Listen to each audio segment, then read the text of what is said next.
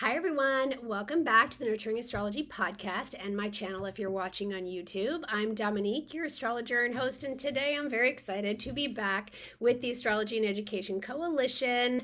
We have today with us Melody Winnery, our Hello. educator, teacher, and astrologer, and Danielle Rothschild from Little Mystic School. We have a special episode for you today because we're going to dive into the beautiful creation that Danielle has created for us for our first free resource, which is our elemental regulation guide. So we're going to give you a little bit of a deep dive into the elements, what they are, how to recognize them, and how this guide can really support you, your children, yourself, you as an educator, a parent, and if you haven't listened to our initial episode, go back and listen to our foundational episode so you can really understand what we're doing here and why we're doing it. And meet all the members. Ileana is not with us today, but she'll be here on future episodes for sure. So I want to first let Danielle kick it off. She is the creator of this awesome resource, and she's going to start walking us through and sharing with us why she created it, why it's important, and what it is. And we'll roll with it. Sound good? Sounds great. Okay, Danielle, take it away. Hi, everyone. It's great to be back here with you. And I am so excited to talk about the elements today. As Dominique mentioned, I created this free guide for you, so you'll have to check it out. And she'll give you the links to all of that later on. But I have been studying astrology for over 20 years. And the reason why I love learning about the elements so much is because they're so simple and so practical. And astrology is also a really mercurial practice. It's very heavy in the mind. If there was an element that was to rule astrology, I bet we all know what it is. It's air. So, what the elements really offer is a way to bridge the mental and the physical. It helps us to understand our animal body because we're animals. So, before I even dive into the elements, let's talk about what the elements actually are. So, we all know the four elements: earth, air, fire, and water. We're surrounded by them, we need them to exist. But in astrology, they describe more than just these physical forces. What they describe is really our core nature. So they show us how energy moves through the body, how we respond to stress, and also how we react to our immediate environment. Now, everyone has all four elements within their birth chart, but there's usually one or two elements that tend to be more dominant over the others. And when you begin to actually study the elements, you start to notice real patterns within your behavior, your reactions, and also how you regulate. And that awareness actually helps you to really work with your nature versus against this. Now, what makes this topic especially important in the classroom is that learning is not just mental, it's physical. So we don't just learn with our brains, we learn with our bodies. And if the body is feeling really overwhelmed or restless, that's going to affect your attention, your memory, and the way that you take in new information. So this is where nervous system comes in. The nervous system is basically your body's way of determining whether or not you are safe. And if a child doesn't feel safe, even subconsciously, their brain is not going to be focused on learning. It's going to be focused on protecting them.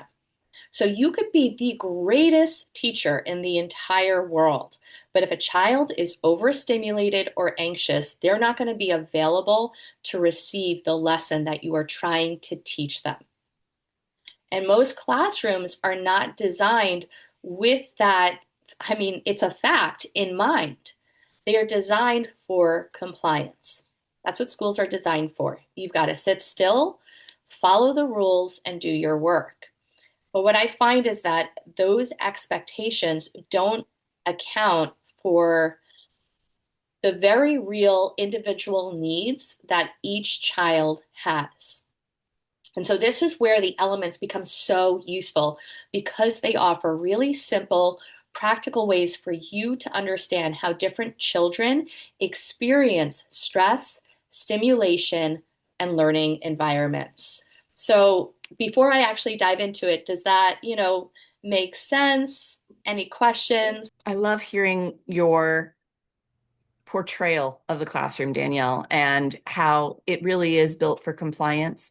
Um, and I'm not sure that the system intentionally built it for compliance from the beginning, but that is where we find ourselves now as we wake up and look around at the systems and what education is providing for our children to notice that it's built for compliance and we have a lot of dysregulation. And what's fascinating for me is as you were describing it, I was remembering my homeschool classroom, and my primary concern was teaching the hungry minds that I saw developing in my home. And so I was very air focused. And Yeah. I mean, my kids have air. They do. We're an air fire, or I'm sorry, we're an air water strong family. So emotional intelligence is really high in each individual, but when it comes to the group together, we really need the grounding of earth and the movement of and the initiation of fire. And I will honestly admit that I'm in the season of life where watching my children at the at the threshold of launching, it's super easy to get pulled back as a parent into what if I, if only I. So it's one of the reasons why I really love hearing the work that you're doing so other people have an opportunity to add even more value and awareness to their parenting, to their child's education, to the support they offer their children who go to school. Yeah. Yeah, and I have to say that you know, this is a lot of information. So I want to acknowledge that if you're watching this and you're sort of new to astrology, or even if you know a lot about astrology, it's still a lot of information. So I want you to just in this moment try not to get too overwhelmed and taper your expectations. The goal for you right now is to start to just observe your own elemental nature and become really coherent in that before you start, trying to dissect the children that you're teaching, or if you're a homeschooling parent, your own children. The best teacher is yourself. Take it Yeah. one step at a time, because astrology can be overwhelming, but it's so helpful. And maybe you can both share, because for me personally, having this information is invaluable because it allows me to be so much more conscious and aware of my own behavior. Absolutely. And I believe as conscious parenting with astrology starts with us, we set the tone in our homes just as well as teachers setting a tone in their classroom. So the more you really understand your elemental nature, how you regulate what you need, that's going to become second nature to you and taking care of yourself. So when you enter any space or environment, classroom, homeschool environment, you can regulate first, then you have a stronger position to then be aware of and observe the children in your surroundings and understand how you can adapt to better serve them from you, because you're going to naturally have different elemental styles and contrast between different children. So by you coming from that place of knowing yourself and being in a real clear place to observe, you're also better off. So it's always important to start with yourself, and I think it's a great first step to say don't go crazy trying to understand every child in your classroom. To just really focus on yourself first. And even Melody and I in past episodes have talked about, even if there's one particular child that you recognize has a more difficult time, or you have a more difficult time kind of working with, you could focus on just that child first to help really become better relationship with them to support their regulation. That will then in turn help the whole class because you're supporting the entire environment by helping those that need it the most, you know? Absolutely. And as far as starting points go, I really appreciate we are going to get a little deeper, but I really feel like the podcast is kind of a stepping off point and a diving deeper point from the guide itself. And I love this thing. I've got it all marked up and bookmarked and highlighted because Every time I've read it or reread it, I've found something more. It's super simple to read, accessible, and I've pulled mantras from it. My biggest aha moment for me personally, just regulating and interacting with my teenage and young adult children has been why am I feeling so upset by this? I'm the grown up here. I'm the adult. Um, and to come back to the elements, they're just so accessible and simple to use and go, oh, I default to water most often, and water absorbs. And what I'm feeling is absorption. What the other really good piece that I got is sometimes I think you said in the guide something like how teachers express Mhm. from and what was interesting to me to notice about myself is that often what I do when my water's feeling dysregulated, I sometimes flip to air and try to talk. And my kids have started reflecting back to me just since I've done the regulation guide and kind of started becoming aware that, Mom, when you start talking too much, it's too much. So that water is behind the air and it's just spraying everywhere. So go, you're ready to talk. I am ready to talk, but I just want to say I think you and I have the same way that we regulate because that's literally my default. When my water is, feeling dysregulated, I'm like spewing. I can't stop talking. Yeah, Anyway, funny. Yeah. That's um, me. I'm general. I'm strong air, but my air is in I know. water. So I do a similar thing, but I have to stop talking. I have to observe when people glaze over when I talk too much. And so I have to stop and breathe. And I have to lean into the grounding and breath for an air person, right? To regulate, I need to breathe, stop talking and breathe and settle into my body. And that helps me talk slower. It helps me be more present. It helps me give space for other people. And I can tell if I'm talking too fast, I'm dysregulated. Mhm.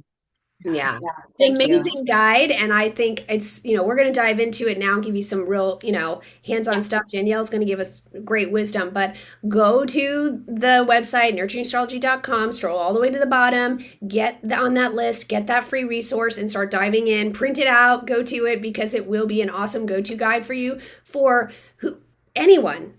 This regulation, system regulation is going to be across the board amazing, but we're focused on helping teachers and educators right now. So we want you part of this coalition and to benefit from the resource. So definitely do that. Danielle, let's get into it. Let's get into it. Let's break down the four elements. When we talk about the elements, it's important to understand that each element, earth, air, fire, water, shows up three different ways. And this is what astrology calls the triplicities. Yeah. Triple. All right, so each element appears in three different signs, which means that we're not looking at one type of fire or one type of water. We're looking at three distinct expressions of that same core energy. So again, the element tells you what the energy is, but the triplicity shows you the range of how that energy can exist. There are four triplicities because there are four elements. So, what are the four triplicities? Well, first we have the fire signs, and the fire signs are Aries, Leo, and Sagittarius. The earth signs are Taurus, Virgo, and Capricorn. The air signs are Gemini, Libra, and Aquarius. And of course, the water signs are Cancer, Scorpio, and Pisces.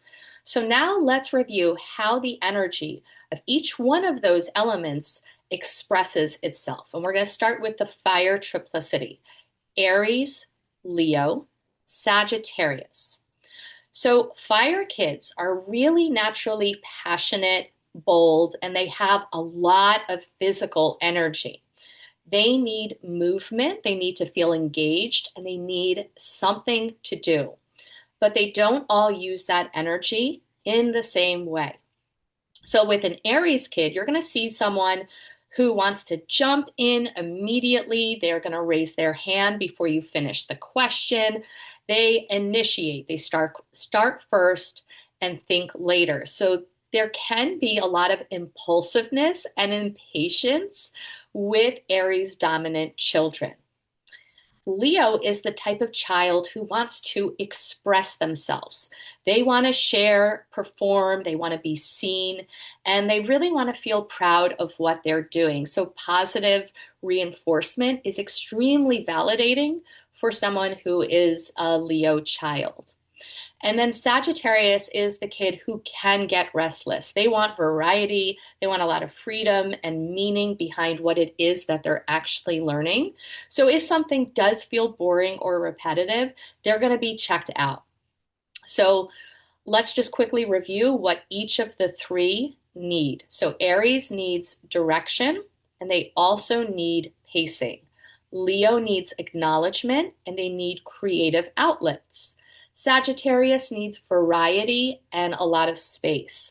And what helps them, all three of them, is letting them move, giving them leadership roles, turning things into a challenge or a game, and keeping the pace a little bit faster. And even small things like letting them stand while they work or giving them quick breaks can make a big difference.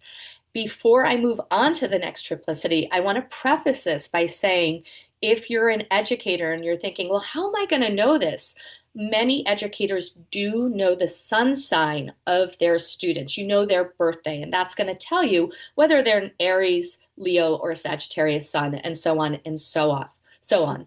And again, this is just for you to start to get to understand how these triplicities play out. So now let's move on to Earth. So the Earth signs are Taurus, Virgo, and Capricorn. Earth kids need stability.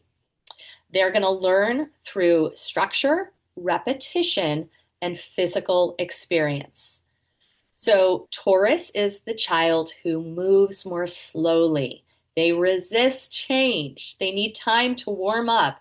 They don't like to be rushed. My daughter's sixth house is ruled by Taurus. It's like getting a snail to move out of the house first thing in the morning. God bless her. She helps me to slow down. The energy of Taurus wants to take its time, wants to move when they feel ready. It's beautiful. Virgo is the child who notices everything. They're very detail oriented. They can have a tendency towards perfectionism, and they want to get it right. Capricorn is the child who is really focused and goal oriented. They want to complete the task and they want to do it well. So, what do all of these Earth children need? Not to be rushed. If you rush an Earth child, you're going to lose them. Taurus needs time and consistency. Virgo needs clear instructions and reassurance. Capricorn needs purpose and direction. And what helps them is clear routines, step-by-step instructions, hands-on learning, and repetition. So they do really well when they know what to expect and they have the time to actually process it. All right, the air triplicity. We've got Gemini, Libra, and Aquarius. Air kids are ruled by the mind. They live in the mind and they need communication, interaction, and mental stimulation. But each one of the signs processes that very differently.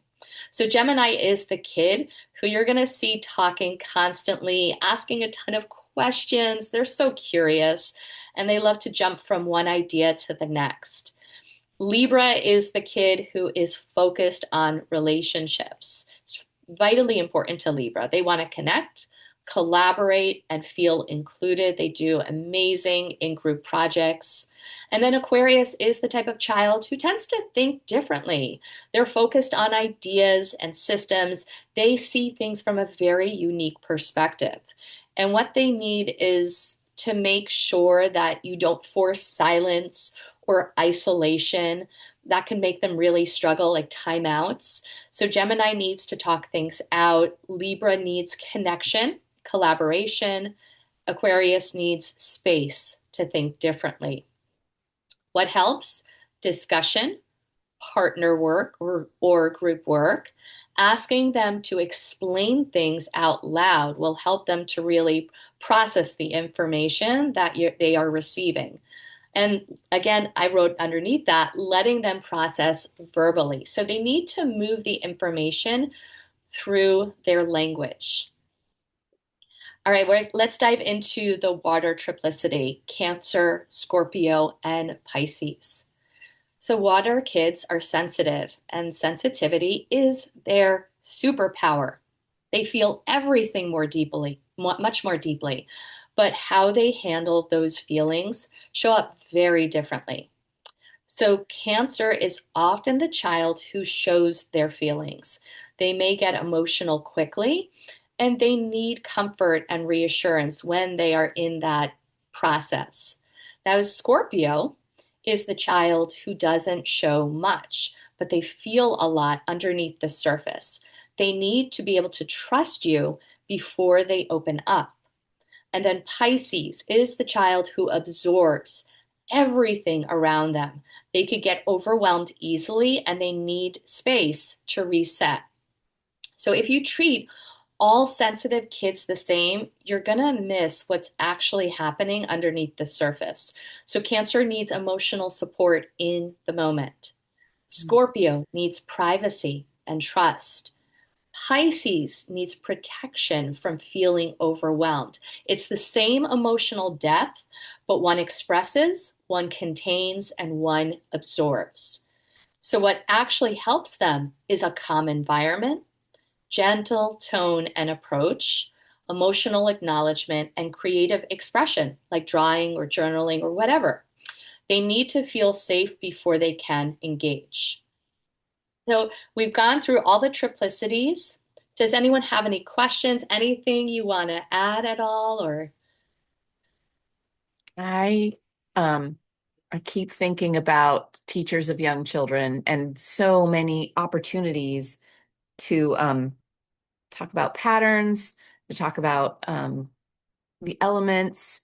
I loved every single piece, and I can see how each element is different and expresses itself, like each of the triplicities is different. And it's still, that's 12 different, that's 12 different things to remember that they need or want.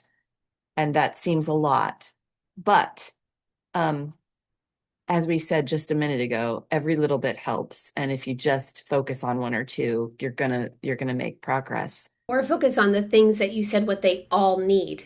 You know, Hmm. that you closed with what they all need ultimately are That's right. these things. And so if a teacher's overwhelmed by like can't deal with all the different ones or feels overwhelmed with just this information, stick with what they all need. And if you categorize and look at the fire, earth, air, and water students you have, observe them and try using some of those things that all of them need and observing and seeing if they work. Because the thought I was having too is like if you observe um, an Aquarius child and they should reveal something different, why is that? Well, that could be a lot of different reasons, right? Because you only know that one part. But ultimately, if you pull out and go, well, what do they all need, and use one of those tools and see if that works, you're likely to maybe, give them that space, let them talk something out, put them in a group, let them share their information. Those kinds of things could help.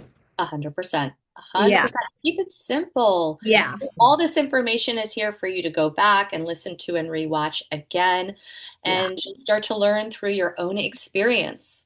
Yeah.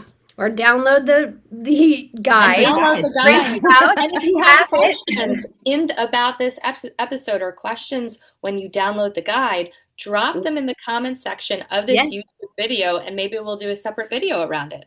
Absolutely. Yeah. And it'll start, a community of conversation because there are a lot of great astrologers who know this information and can translate that too. And we want to bring you into that group so we can start a community of conversation around this. Or go follow us, Astro and Ed, on Instagram, and let's have conversation there so that we can support each other in learning how to adapt and use this information. But start by getting the guide because you break it down so simply and so beautifully with so many great tips and easy, actionable things to do. So I definitely recommend that.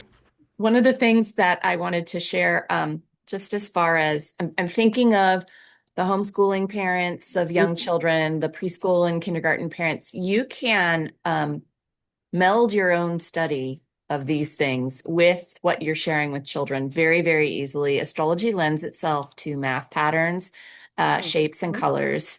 And I'm going to use a couple of cards from a favorite teaching deck. I'm passionate about teaching materials. My friends over at pureastrology.com, actually, I think it's .ca, they're in Canada. Hmm. And they have cards for the signs, for the planets. It helped, like, they're basically flashcards. But the ones I'm going to show you right now, if you think about the 12 divisions of the circle of the zodiac, the the elements go through in a patterned order until it gets to 12. So three Three. sets of four Yeah. for the elements, and they Yeah. go in order: fire, Mm-hmm. earth, Mm-hmm. air, and water. Mm-hmm. And then if you think about that as a math pattern, 4, 4, 4, and 4, and then you put the triplicities on top of it, the modes that we're about to go into. Um, Cardinal, I love this glyph. Fixed, hard to Mm-hmm. see, but it's that square, and mutable. Mm-hmm. Those glyphs are not traditional. They're new. As far as I can tell, Pure Astrology are the ones who came up with it, and I can go into that a little bit later. I want to hear what Danielle has to say. My favorite piece of the math pattern in the zodiac is that those three overlapping the four, because they offset, create our whole zodiac of Mm-hmm. unique element and mode combinations. And I just find Right. it beautiful and very accessible for young children who think in Yes, patterns and yes. colors and shapes. Basic geometry, but it's sacred geometry. Yeah. Yes. Beautiful. I love that. And I'll have to, you'll have to share with me the name of that deck later on. Yes. Yes. Um, okay, so are we ready to take it a step further and talk about the modes? Yes. Yes. All right, so the elements describe what kind of energy a child has. The triplicities show the different expressions of that energy. Now, the modes describe how that energy behaves. Mm-hmm. There are three modes in astrology: cardinal, fixed, and mutable. The cardinal signs are Aries, Cancer, Libra, and Capricorn. The fixed signs are Taurus, Leo, Scorpio, and Aquarius. And the mutable signs are Gemini, Virgo, Sagittarius, and Pisces. So cardinal energy initiates, it starts things. These are the kids who tend to jump in quickly. They want to go first and they want movement. In a classroom, this can look like a child who raises their hand before you finish the question, or someone who blurts something out or starts the assignment before the directions are given. They're not trying to be disruptive, it's just that their energy moves really fast and they want to initiate. Now, fixed energy is the child who sticks with things. These are the kids who can hold their focus or their feelings. They can hold anything that they do like much longer than other children. They can be incredibly steady, but they also tend to resist change. And in real life, what this looks like is this may be a child who gets frustrated when the plan changes, who really struggles with transitions, or who has a hard time letting go once they are upset or they're locked into a certain mindset. Fixed kids need a lot of support around being flexible. Mutable energy adjusts and shifts. It's like the opposite of fixed. These are the kids who are constantly taking in what is happening around them and responding to it. They can be very adaptable, creative, and responsive, but they can also get very overwhelmed more easily because they're processing so much at once. And in a classroom, this may look like drifting, losing focus, becoming very overstimulated or anxious, or just seeming all over the place when there is too much input. And this is where behavior starts to make a lot more sense because now we're not just looking at what kind of energy a child has. We're looking at how that child tends to move through the world with that energy. So a child is not just going to be fiery, earthy, or airy or watery. May be the kind of child who jumps in quickly, who resists change, or who gets overwhelmed easily. And that's really important to understand because a lot of what gets labeled as difficult behavior is oftentimes a pattern. A child may be starting too fast or taking in too much. And when you can see that, you as an educator can respond more clearly.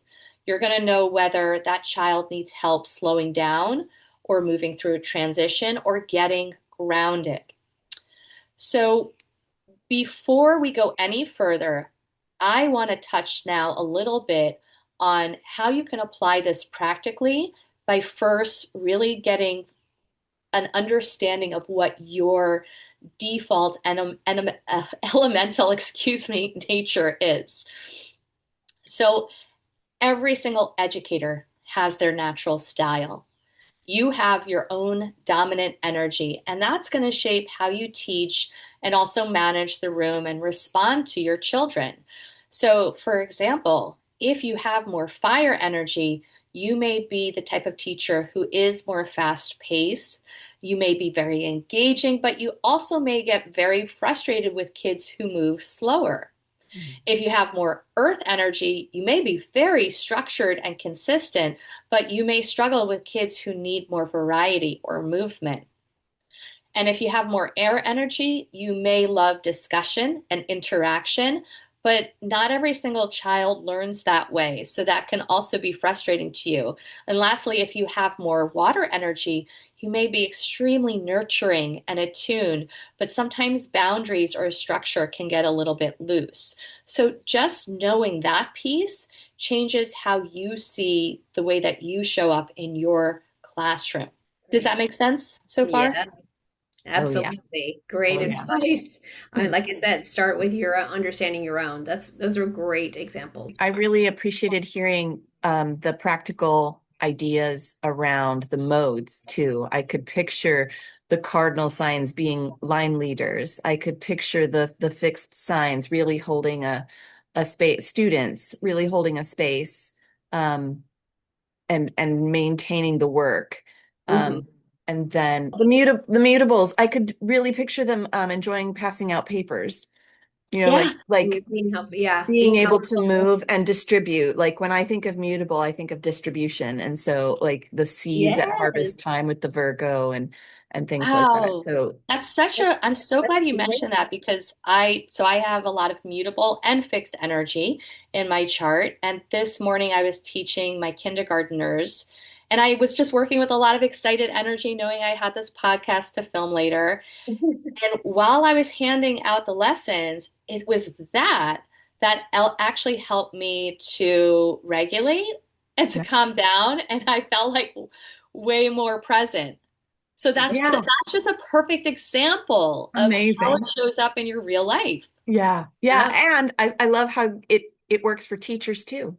Yeah, Yeah. I absolutely. keep picturing students, but I'm still working on remembering start with yourself. Like Yeah, every time it comes back and it's so powerful. Start with me. Start with me. It'll ripple out.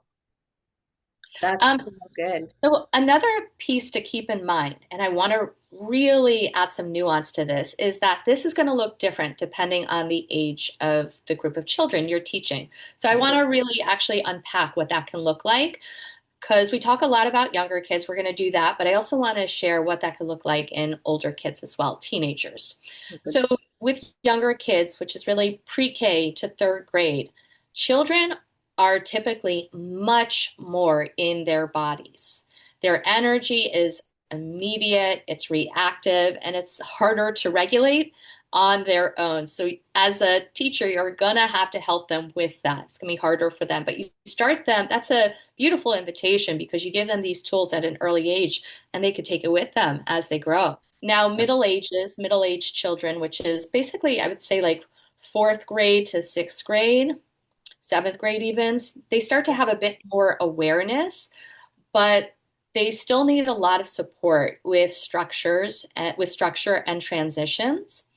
And then older children, teenagers, seventh grade through high school, they can regulate more, but their patterns are more ingrained, especially emotionally and mentally.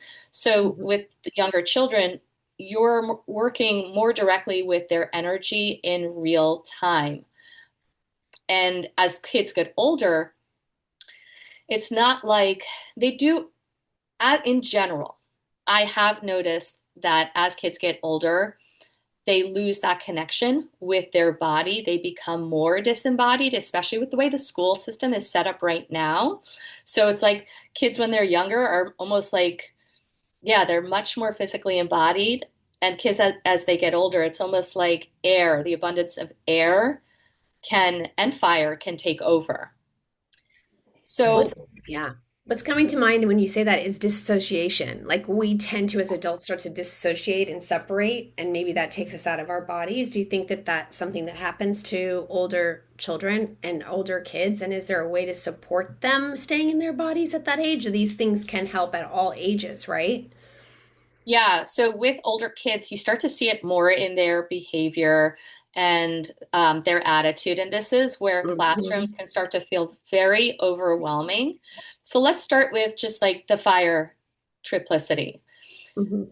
This is not just a kid who is hyper anymore, right? This is when teachers start to think like, this is a child who's talking back, interrupting, getting frustrated quickly, challenging my authority, and needing constant stimulation. These are Fidgets. often, yeah, yeah.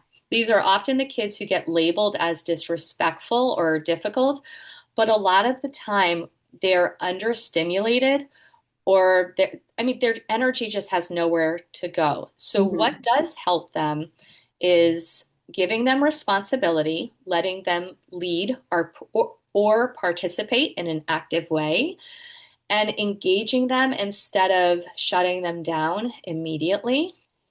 That's Mhm. going to help to turn that spark into a mature fire. Yes. Mhm. Now, with Earth kids, this is when you're going to see, as they get older, resistance, shutting down, moving really slowly, or not turning their work in, or seeming unmotivated. A lot of Earth kids or dominant children tend to get labeled as lazy, but usually they're overwhelmed or unclear, or they just don't feel grounded in what's being asked of them. So, what can help them is breaking things up into steps and giving them clear expectations, but also helping them to feel capable instead of feeling rushed and Mhm. to acknowledge that they have their own rhythm, even if it doesn't match the rhythm of what the school is requiring of them. So, air kids, this is very big in classrooms. If I was to say there are there are three elements that dominate in schools. It's air, fire, and earth. And they don't tend to dominate in the best way, meaning like the way that the structure is set up, the system is set up. It's not like there's not enough nature as far as I'm concerned with earth, or not enough acknowledging a child's natural rhythms within your typical primary education. Water tends to be really left out of, you know, the school system. Mhm. I don't see a lot of acknowledging what a child's emotional experience is. So back to air. So we see that in the classrooms all the time.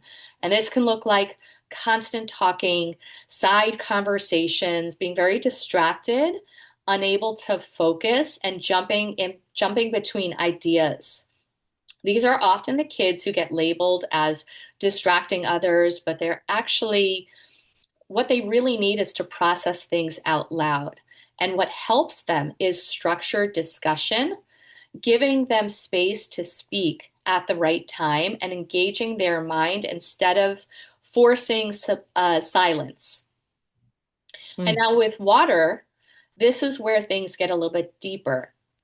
With a water child, this can look like emotional withdrawal, anxiety, shutting down and taking things personally, conflict with peers, and overwhelm that can lead to disengagement.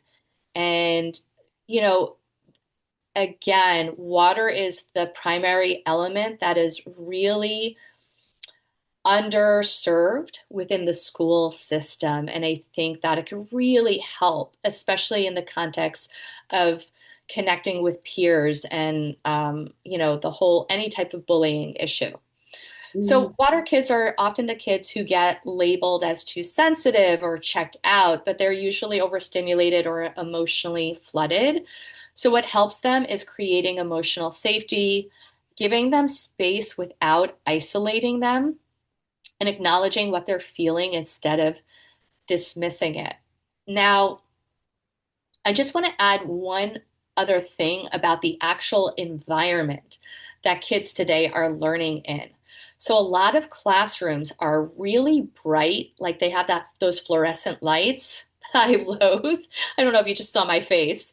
They're Yeah. extremely loud, tons of announcements over the speaker. They're fast paced and they're full of constant transitions. There's a lot of background noise. So sometimes what looks like a behavioral pattern or issue is actually just a nervous system responding to a very overstimulating environment, and that needs to be taken into account. So the child is not always the problem. Oftentimes they're not. It's sometimes the environment is asking way too much of their body. So before I break down just like quick tools based on the age groups, do you have any questions or did that resonate with you? Make sense? Yeah. Oh yeah. I identified so many of my students, my kids. Mhm. It was very descriptive, and um I was thinking in particular of one of my kids who has who was so excited when they got themselves an iPod. They searched on eBay and got themselves an iPod, and I could not figure out why.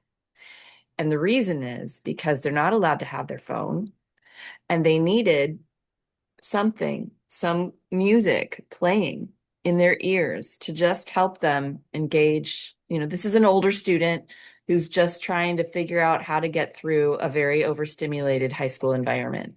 And I watched it happen, and I didn't really understand it. There was a part of me that went, okay, are you allowed to do that? But then recognizing that my kid knows the school environment better than I do. They engage it every day, and they're trying to figure out how to get through in a way that gets them the learning because they love to learn, and also keep them regulated through the day. And I was so pleased when you were talking about the overstimulation, the air.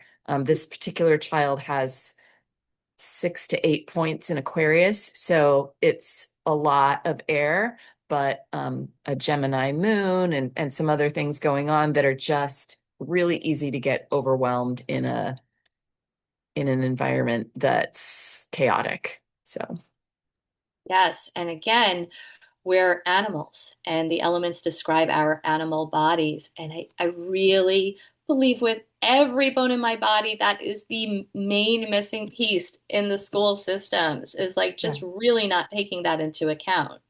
yeah. Absolutely. I feel blessed in a way that my son went to a social emotional leadership academy for 6 years, Ooh, yes. because that was very much part of it. And I knew he was in the right place having such heavy water in a Hmm. learning environment.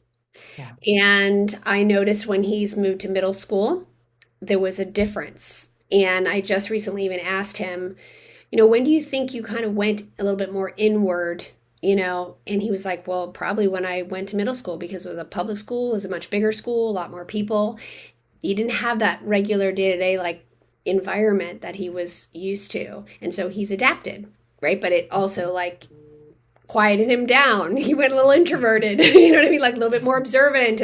But that's his way, like you said, Melody, finding his way to adapt to a much different environment of learning. So sometimes we also have to trust that they know what they need to, and we're not there. They're in these places for so many hours a day, and we're not. You know what I mean? And the other thought I had was when you were talking about the elements, like in the work that I do too, and I teach parents when we're working on the temperamental types of the children, is to be mindful of those typical, like difficult behaviors that actually can be nurtured in a way that become really, really strong characteristics in adulthood.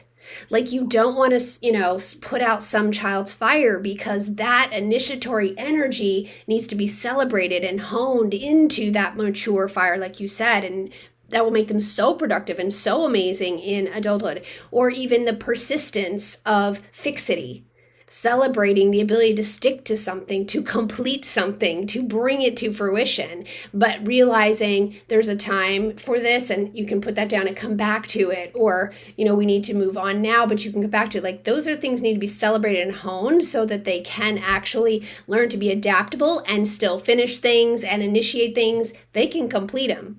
Cardinal can't always complete, so they have to be honed and learn to finish.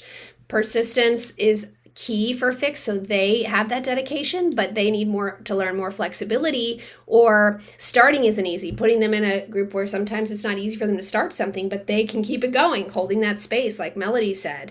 And mutable, celebrating their adaptability. And adaptability is huge in life. Like we were just talking about, adapting to different environments, education environments, life environments, work environments as adults. So adaptability is celebrating. So even leaning, or leading with a positive. I love that you're so excited about this. Not right now, but we're going to come back to it. Or now we're going to do this, so you can do more of that later. Or the persistence of, I love that you're dedicated and you don't want to stop and you want to finish that, but I'm going to give you time to finish it later, or you can finish it at home or whatever. But celebrating those things that lead as difficult behavior and learn to nurture those behaviors as things that we know through the elements, if we're watching them, can develop into actually really positive characteristics in life later on. 100%. Absolutely agree with you on that. And I thought what we could do to just sort of wrap up everything about the elements is for me to just review some really simple tools for each age group and each element within that age group. I'll probably just do one per element per Okay, age group. perfect. All right, so let's start with pre-K through third grade. As I mentioned before, they are very in their bodies. Everything they learn is very body-based and sensory. So you regulate through the body first. So let's start with fire. You're going to want to give fire kids quick movement breaks. So that can look like jumping, shaking, even doing animal walks. That could be super fun for the younger kids. Mhm. With Earth Kids, what you can do is help them to use their hands more. So, working with blocks, drawing, tracing, sorting, that can be really, really helpful to regulate children who are working heavily with the element of Earth. With Air Kids, what you can do is call and response games and also singing or rhymes. That can be really fun. And then with water, you can have them draw their feelings. I also think that offering quiet corners or little soft spaces where they could process their emotions can be really helpful for water kids. They're going to settle down through common creativity. Yeah. Now, for older kids, fourth grade through about sixth grade, they can handle more direction, but they still need support. So with fire, you can have them do time challenges or friendly competition. With Earth Kids, you can have them do hands-on projects. I think really doing anything sensory is very helpful for Earth children. With Air Kids, group discussions are going to be so fun and inspiring to them. It's going to help them to really drop in and focus. And then with Water Kids, have any type of creative assignment is going to really resonate with them. They're going to be able to like regulate through creativity. Older kids. Okay, so now you can involve them in understanding themselves. So this is seventh grade throughout high school. They have more awareness and agency oftentimes. With fire kids, you can offer for them to take on leadership roles and make sure that you give them purpose, not just tasks. Mhm. With earth kids, you can, make sure that you help them understand the real world applications of what is actually being taught. Show them, where is this actually going in your real life? With air kids, any type of discussion based learning is going to be super helpful for them. Let them think out loud and express themselves. And then with water kids, one-on-one check-ins around this age is really going to be important. That doesn't mean they're always going to share with you, but at least like if you start to like open up that line of communication, they may start to feel like this is someone who's in my corner, who sees me and is a safe space. And any type of journaling is very helpful for them. So water kids really need to feel safe in order to engage. So when you start to really understand and learn about these elements more, you can get more specific in how you work with each child. So you're not just going to be working with fire in general. You might know this as an Aries child or a Leo child, and that is going to help you adjust your approach to them in a much more precise way. So, this is another tool that will allow you to really personalize the way that you teach. And I think it will also make a massive difference in your personal relationships and the way that you relate not only to others, but to yourself. Awesome. And Danielle, you actually teach, and so you are using this in practice. You are not just sharing wisdom with us, you have actually done this. You are using this tool every day, and you do see it's working, right? Oh, 100%. So, I had my kindergarten kids this morning, and every single day this week, the kids have displayed just a lot of a lot of air and Mhm. fire. They've just been running around and, they're so cute and having so much fun. But they were talking all over each other and seeming to be very distracted. And honestly, the teachers looked very exhausted, my co-teachers this morning. So you could feel the energy in the room. And I got through the lesson that I had planned. I gave them yoga movement, which helped a bit. But it wasn't until they actually sat down and started coloring that everything changed and you could feel their bodies settle. So when I looked at that through the lens of the elements, it made complete sense because, again, there was a lot of air energy and a lot of fire. But what they actually needed was earth, containment, and water, creativity. And that's when things finally were able to settle. So it's just these little small ways in which I observe and then implement that offer me a lot more awareness, but also it feels like it's much more manageable. Yeah. And even when I had moments this morning where I felt like just tired and overstimulated, because I had such awareness of what was going on, I was able to close my eyes and just literally take a breath in there and be like, this is what's happening right now. And I Mhm. didn't have to pathologize anything or catastrophize anything. So Yeah. yeah, it's really helpful. It's a game changer. And it's something that like this, you want to start deepening your astrology practice, start right here. This is actually how you embody astrology. Absolutely. Oh, And beautiful. a new way forward of bringing in astrology into education, the simplest way is through the elements, which is why we're starting here, which is why we're, bringing that forward. And, you had said like this isn't about astrology as a belief, it's about observing patterns and finding how to regulate and how we're embodying these energies. We live them. They're all part of all us. We in nature, we're connected to nature. We see it in nature. And we're not trying to diagnose. We're trying to connect, embody, show our connection with one another to nature and how we can nurture each other, nurture these relationships, nurture these young minds and bodies as they're growing and evolving. And nervous system regulation it's a huge topic right now in the collective for a It's all reason, over. right? Because of the energies of the times we're in and the changing energies that we're in. And so this is foundational for us to steady ourselves through these changing times and to continue to nurture our young ones through these changing times. And education is so important, and these systems and places are so important and invaluable for our raising the next generations.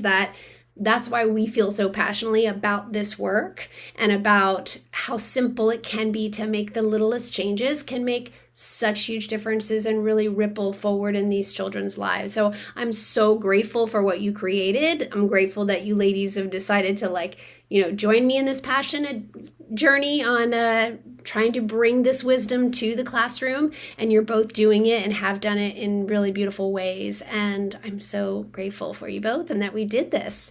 Me And Melanie, do too. you have any final thoughts or anything you want to leave us with? Oh, thank you. It's a privilege to be here, and so excited about Danielle's resource, about what the coalition has in store going forward.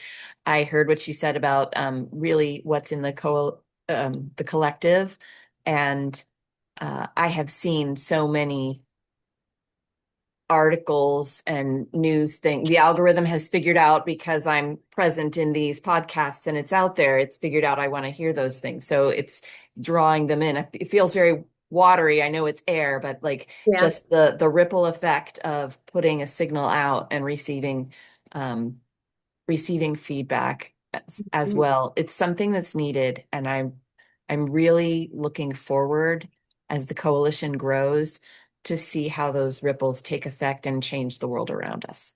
Yeah. Here, here. As above, so below. That's Yes. right. Awesome. You good, Danielle? I'm great. Thank you so much. This was a Awesome. lot of fun, and I'm honored to be here with you. Can't wait for more. I know. See you all on the next one. Thanks, ladies. Bye. Bye. Thanks for listening, and I hope you gained some great astrology insight and inspiration from today's show.